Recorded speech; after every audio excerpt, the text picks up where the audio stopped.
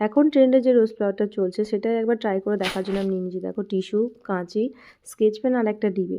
প্রথমে টিস্যুর ওপর এইভাবে পেন দিয়ে রাউন্ড করে দাগ করে নিয়েছি, তারপরে গোল গোল করে টিস্যুগুলোকে কাঁচি দিয়ে কেটে নিয়েছি।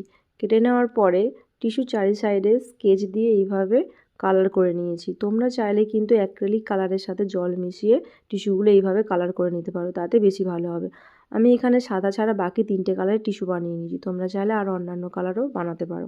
তো এবার দেখো ডিবের চারি সাইডে এইভাবে একটা একটা করে টিস্যু দিয়ে বসিয়ে সেটাকে আঠা দিয়ে সেট করে দিয়েছি। আমি যতগুলো কালারের টিস্যু বানিয়েছি সব কটা কালারই দেখো একটা কালারের ওপর আর একটা কালার এইভাবে বসিয়ে মুড়িয়ে নিয়ে সেট করে দিয়েছি। তারপরে শেষের অংশটা যাতে খুলে না যায় তার জন্য অন্য একটা টিস্যু নিয়ে এইভাবে মুড়িয়ে দিয়েছি। তো অবশেষে দেখো আমার রোজটা কতটা সুন্দর হয়েছে। তোমরা এই টিস্যু রোজটা অবশ্যই বাড়িতে ট্রাই করো, আর কেমন হয়েছে আমাকে